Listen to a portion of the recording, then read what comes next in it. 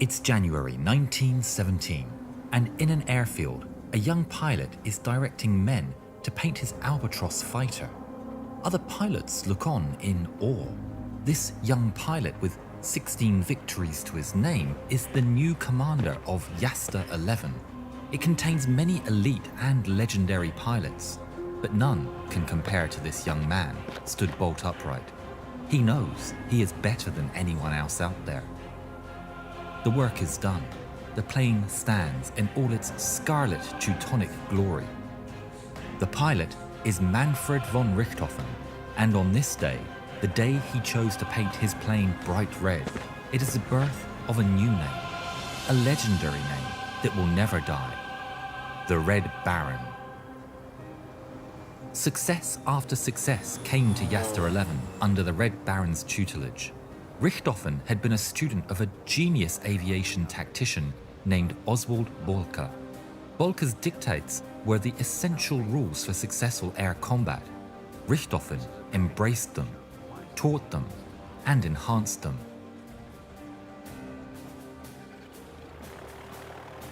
How can I be like you?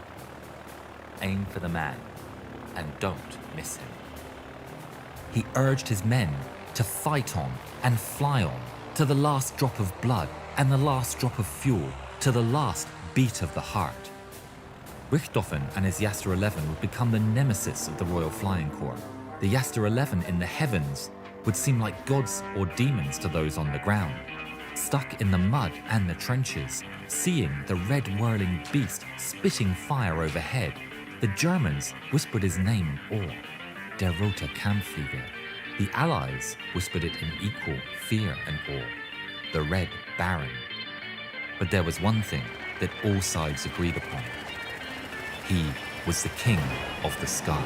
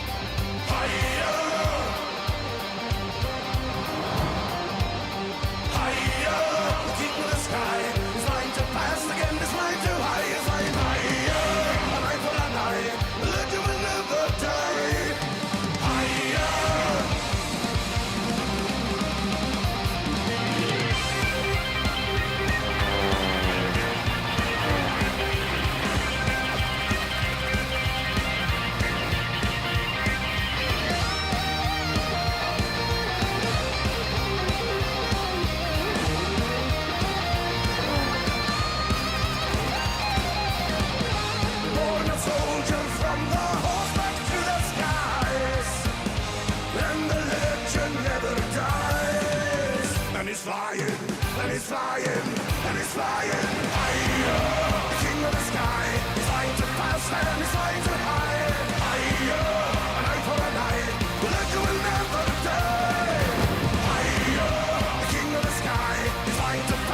he's flying too high.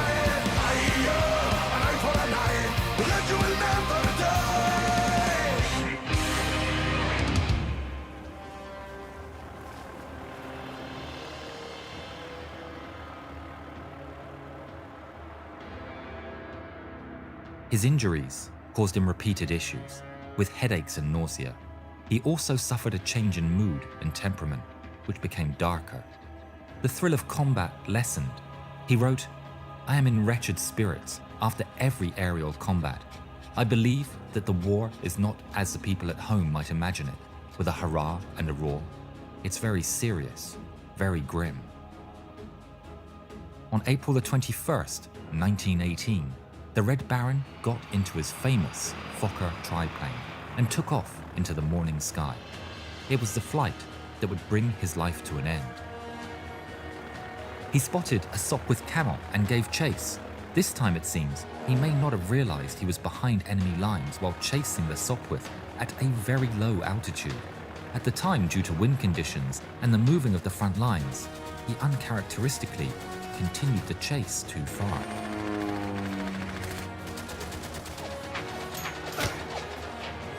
In the last moments of his life, he managed to make a rough landing in a field north of the village of Vaux-sur-Somme. Several Australian servicemen rushed up to the downed triplane to hear the Red Baron's last words. Kaput. The King of the Sky was dead, but his legend would never die. The Red Baron was treated with great respect and was interred with full military honours by the personnel of No. 3 Squadron, Australian Flying Corps. Allied squadrons stationed nearby came to pay their respects. Memorial wreaths were laid, one of which was inscribed with the words, "To our gallant and worthy foe."